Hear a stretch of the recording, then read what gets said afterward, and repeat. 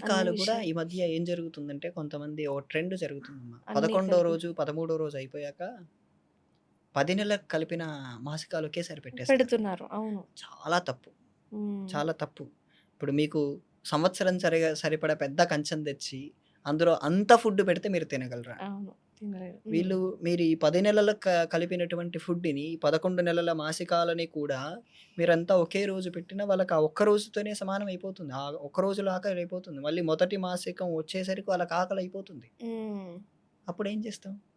So, అదైతే కంప్లీట్‌గా తప్పు. కనీసం గోవుకైనా ఆహారం పెట్టాలి ఆ రోజు.